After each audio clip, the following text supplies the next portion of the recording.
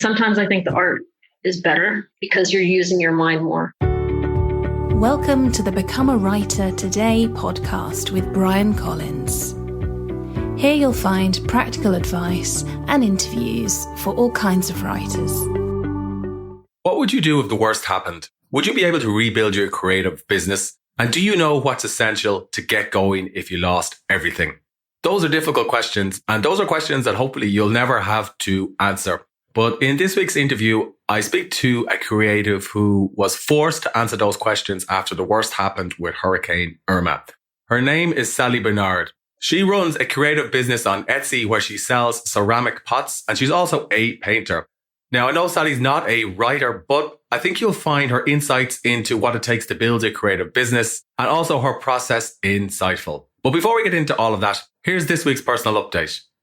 So I'm recording this episode towards the end of January. So we're already a month into the new year, into 2020, which I can't believe. So since we've started 2020, I've started a number of new projects, both personal and related to Become a Writer Today. I've been focused a lot more on Medium this year. So Medium is a social media network for writers that I've talked about in previous podcast episodes. And if you write nonfiction or if you're looking to get started writing online, I'd encourage you to join Medium and to join their partner program because it's relatively easy to start earning an income from your writing on Medium.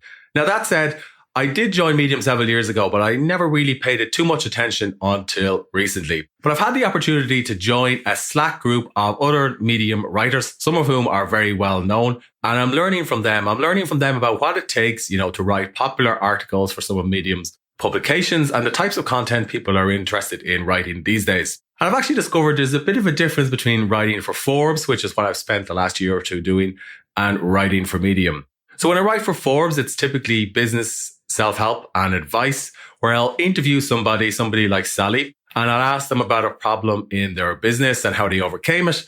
We'll talk about their career, and I'll also ask them questions about earning an income and so on.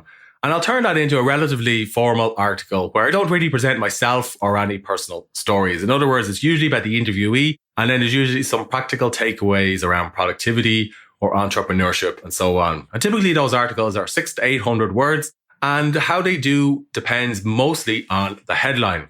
I found it's a little bit different on Medium and other blogging platforms because personal stories are key. What do I mean by personal stories? Well, I don't just mean the story of people like Sally. I mean, people are looking for personal stories belonging to the writer. So when I'm writing and publishing an article on Medium, I need to explain how it relates to my context. So to a challenge I've overcome, for example. What do I mean by this? Well, I recently wrote an article about meditation for Medium, which is something I've talked about on this podcast as well. And to frame that article correctly, I had to introduce the article by talking about a time I was fired from a job that didn't work out before I set up Become a Writer Today, and how I got around feeling angry about being fired and let go. And the way I got around that problem was actually through meditation. So I introduced the article by talking about getting fired and then discovering meditation. And then I segued into the middle of the article, which was about finding time to meditate. And I also provided, some statistics about the benefits of meditation and even a quote with Headspace's chief science officer. And that was based on an article I wrote for Forbes. And then at the end of the Medium article, I returned to my personal story. And this type of personal stories are what sets Medium perhaps apart from some of the traditional businessy publications that I've written for. And it's required a little bit of a shift in my writing. I used to use a lot of personal stories in my work, particularly for books, but it's something I moved away from with a little bit of regret last year. And it's something I definitely want to do more of in 2020. So if you're thinking of getting started on Medium, I'd encourage you to set up your profile, find a couple of popular publications that are related to topics that either interest you or which you want to write about. Some ones that I'm following or writing for or want to write for include The Startup, The Entrepreneur's Handbook, Mind Cafe, Better Humans, and Better Marketing. And there's also a writing publication called The Writing Cooperative, which I've written for in the past. Once you follow these publications, you'll see that at the top of their profiles, they often have a link that says Write for Us or About Us. So you can read their editorial guidelines and you can see the types of stories that they're interested in receiving. And typically there's a pitch process that you will go through where you'll send them a draft of your article using the Medium platform, or you'll pitch them, by filling out a form. And because all these publications thrive on content, thrive on writing, the bar for getting accepted is a little bit lower than in other traditional publications. So it's relatively easy to build up an audience and to get paid. And in fact, some of the writers of the Slack group I'm in have audiences of 50 and 60,000, and they earn 5 figures a month. So if you're serious about taking your writing to the next level through personal stories, or if you just want to earn an income from writing online, Medium could be the place for you. Now, on to this week's interview. So recently I had the chance to interview the Florida Keys-based ceramicist and painter Sally Binard. And I've always been fascinated by how other creative people work. And that's one of the reasons why I'm featuring Sally on this week's podcast. Now, Sally's livelihood at home was destroyed by Hurricane Irma in September of 2017. And we talk about that at the start of the podcast episode. And it really got me to think that whatever challenges or problems I feel like I might have, it's nothing compared to what Sally went through. The disaster actually prompted Sally to reconsider what was important in her business. And it also prompted her to ask difficult questions about what she needed for her art. And she changed the tools and processes that she relies on as a result. We covered that in this week's interview, and she explains why all creatives need a business disaster plan, which is hopefully something you'll never actually use. She also talks about how advice from the musician Jack White of the White Stripes changed her art. She explains how creative entrepreneurs can achieve more with less. She gets into how she balances running a business with creative process and with selling online. And what I thought was particularly interesting is she explains the differences in her creative process to other creative people, to writers, for example. Before Sally did all of this, she was actually a marine biologist. So I was particularly interested in how Sally transitioned from a marine biologist to somebody who's running a creative business online. And I asked her to describe her story. Okay, I'll kind of start at somewhat of the beginning. I moved to the Keys as a biologist. I've always been involved in art, but I came down here as a marine scientist. And then at some point, I ended up running a construction company, owner and running it, all the while continuing with my painting. And I opened my first Etsy shop in 2012 as a means of generating a little bit of income, seeing what my work, who it responded to. So that's how I first got involved. And then around 2004, I changed directions a little bit and went into some pottery. And in 2015, it took off by accident, kind of happened organically with a hobby. And I started making succulent pots, very small pots.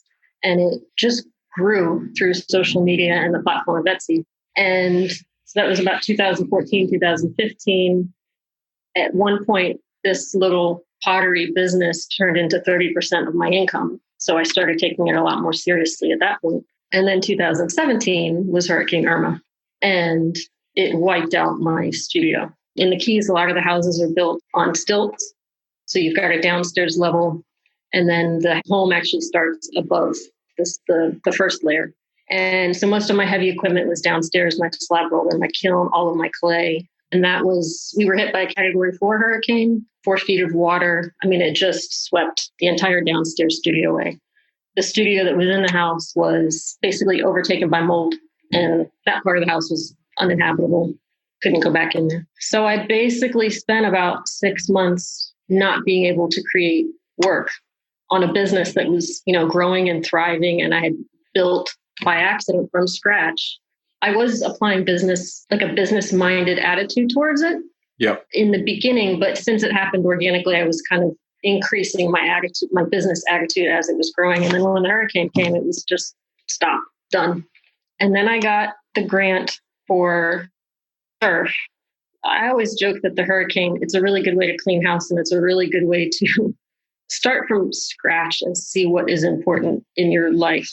I also totaled my car. I got hit and my car was totaled. So, I mean, it was like one thing after another. A hurricane, a car, putting 2 animals down. It was like, what is going on? I think it was on Instagram. I saw Etsy and Surfer advertising for this grant, and it literally took me 15 minutes to apply for it. And several months later, I got this email saying that we're granting you $1,000. And although I had taken the business seriously because it was growing at such a nice pace and it was making me money, there was something about getting that money that legitimized what I was doing. To have an organization like Etsy and Surf say, hey, we value, what you do and we want to help you rebuild it. It gave me a boost when I needed it. So that's kind of where things happened. And how have you changed your business since you relaunched it using the grant? Well, the first aspect that I've changed is an evacuation plan. And I will not let this happen again. I mean, I understand that things can happen in life and I can't prepare for everything. But I think as artists, we don't often plan for being shut down. You take for granted that you're always going to have this. Yep. So I prepare a lot more. And I think of, this is my livelihood. I do everything. I'm freelance, everything. I'm also a bookkeeper. I do that on my own. What do I have to do to be able to work in any environment should that arise? Well, one of the things is I actually apply for more grants now. I think that was the first grant I got. And then I went on a mission to look for other grants. And I now have a regular schedule of applying for grants every month. I try and apply for 2 a month. And I've gotten a few. And again, it helps legitimize what you're doing when people believe in you with money. I mean, basically, they're investing in you. Since I do have a background in owning a business and bookkeeping, I just continue to try and become more efficient. I also joined an artist professional group, which was really crucial in training me a little bit, pushing me to find areas where I'm treating the art practice not as a business and moving it in that direction. So how do you balance spending time on your art and creating the products that you're selling on Etsy versus working on your business? You mean the bookkeeping or? Well, I guess the bookkeeping, or you talked there about an evacuation plan and the other parts of running a business, like, for example, figuring out what products to sell next or looking at other opportunities, stuff that's not directly creative, but, is important if you want to make a living online. I'm a scheduler. I like to create moments to do things. I've noticed that I can bounce around between things. So I've tried to structure my time a little better. Through this artist development group, I've set aside studio days. I don't always follow it, but Thursdays, that's my studio day where I try and minimize distractions and just get in there and make art. And then there are other days. Sales tax is coming up the 15th. I'd like to have that done a week earlier. I can make sure that I get my Thursday. So I am a fairly good scheduler. And I think that's been really important, time management. And it is an experiment. I'm constantly looking for ways to make things more efficient. Notice the time leaks. Yeah. And do you work with other people who help you run your Etsy store or different parts of your business? No, I pretty much do it all by myself. But I'm slowly learning that community and reaching out to other people, maybe not even for logistical help, but for ideas, brainstorming. How do you do this with your business? And that conversation, I've noticed in the last conversation between artists, conversations between business people are really helpful in expanding how I could run my business. Yep. Because in a vacuum, you just get like, oh, I know what I'm doing. And it's like, well, maybe ask Jim how he's doing it. And you get a way that is a little more, brings more efficiency to your life. Okay. So it sounds like it's important to be around other people who are involved in creative work as well. I think so. And I've always been a big fan of mentors, finding people that you like how they operate and you like what the results they're getting and going to them and watching them and how they do things. I always say I'm efficient because I'm lazy. I don't want to do something in an hour that I could do in 15 minutes. So I don't want to reinvent the wheel. And if I find someone that's doing something in a way, I'm like, I'd like to do it that way. I kind of pick their brain. So a lot of creative people actually struggle to make a living from their art. For example, writers say it's difficult to get paid to write. So before you set up on Etsy, were you able to make like an income at all from your art? Or was it only when you got on Etsy and it started growing that you were able to make a living from your work? Because I had been on Etsy since 2012 and I was not a fan of social media. I don't do well with Facebook. I find the interface very confusing. And if I get on it, I will waste 30 minutes easily. I think it's built that way. Right. And I don't feel good afterwards. Somebody had told me to get on Instagram and I was like, I really don't want to. And then I saw the interface. It's simple. And I was like, I think I can do this. And that's when things took off. So Etsy and Instagram together is the formula that worked for me. Okay. It is great that there's lots of tools these days and platforms for creative people who want to share their work or earn a living. It wouldn't have been possible, I think, in the early 2000s.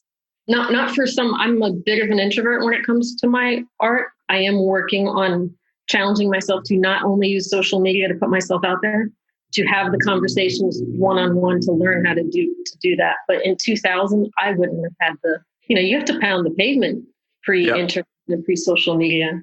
And I've never been to art school, so I don't know if they teach that, how to get your work out there. I can't imagine how I would have done it. So are you self-taught? Primarily, yes. Okay. Yes. Okay. I've taken a few classes, here and there. So you've been through something very traumatic, but what advice would you give to small businesses or creative entrepreneurs who want to prepare for the unexpected? I thought about that because I had not thought about what I would tell other people. Well, the easiest way is to go to the SURF website. And I'm not shamelessly promoting, but literally, if you go to the SURF website, there's a checklist of things there were things on there that I had not thought of. Yep. And that's the simplest way. But to get to the core of what it feels like to lose everything, I would say if you're watching the news and watching what's going on with climate change, the fires in Australia or the earthquakes in Puerto Rico, watch that and put yourself in that situation and really imagine. Take 10 minutes and imagine, what if a fire came through here? Yep. Look around your studio or your house. What would I take? What's crucial? And I think if people took the time to really get in that space, they'd probably go, I need a plan. Okay. And that plan, you said there's an evacuation plan for you, but what would be other key elements of a plan like that? Like business insurance is something that strikes me. I do have flood insurance so that in the event that something does happen, I can get compensated for my equipment. I have not looked into business insurance, something I could do, but I think because I am so well prepared and self-sufficient in my evacuation plan, I haven't thought of it. So for me, I had written down what's crucial to my business. So for a pottery-based business, I need my kiln, I need my slab roller, my tools. I bought a kiln that is 110, so I can plug it into any outlet. I don't need specific electric. I can lift it myself. I'm a 5'4" woman. I'm very small and petite. I can lift my own kiln and it can fit in the back of a Honda Civic. It means I work smaller, but I'm okay with that. And if I need a larger kiln, I can rent. So knowing what you need to take, I made a list of what is crucial to operate business, what is not crucial. And I have that list in a place so that when that time comes, I don't have to think. I know 1, 2, 3, 4, 5. If I get that in my car, I'm pretty good. My computer, your backup documents, and then also determining what you can do on your own. When things kind of hit the fan, people aren't available to you as much as you'd like them to be because they're dealing with their own stuff. So again, being a 5'4" small person, I kind of had to think, if I don't have people to help me, what can I do on myself and what can I do by myself and how can I orchestrate that so that I'm not really dependent on other people? Yeah. The last thing was, and it sounds so extreme and too devastating, practicing your plan. So I haven't physically tried to load everything in my car, but I've done it already. Yeah. Because when it is time to do it, it always takes more time than you think it will. So planning, basically. And did the hurricane affect other people in the same way that it's affected you? And have they been able to rebuild their businesses? The people in the group that you mentioned, for example? Most of those people were in Key West. Key West was not hit as hard as 25 miles up the road. Yeah. I mean, up the Keys, there were houses. My neighbor's house, we don't know where it is, where it went. It just, there were some sticks left. But yes, people have been rebuilt slowly, very, very slowly. I moved into town, so I was fortunate that I could get started up in about 6 months. But it's been a slow process up the Keys. Yeah.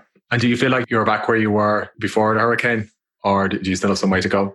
I'm back, but in a different way, a more compact and condensed way. What I've noticed, I need less. I am somewhat of a minimalist, but I minimized even more. And I realized that I went to an interview with Jack White, the guitarist. Yeah. From the Black Stripes or the Black Keys. The White Stripes, sorry. Yeah. I just went through 3 days. And he talked about how the guitar that he used was like a $25 guitar from Sears. Yeah. And look at the music that this guy is making. So in effect, it's somewhat sad. I've noticed that and as artists, we're so creative. We can make something out of nothing that I didn't need as much as I thought I did. Sometimes I think the art is better because you're using your mind more. What can I do with, I made a slab roller out of a piece of wood and 2 small dowels. It was a $6 slab roller. Yeah. I had a $700 one with a fancy wheel and, So I may have to work smaller, but it's just that, do I really need all this stuff? So it sounds like you've applied some of the concepts from minimalism to both your business and your creative work. Yes. And that's been helpful for you. I think so.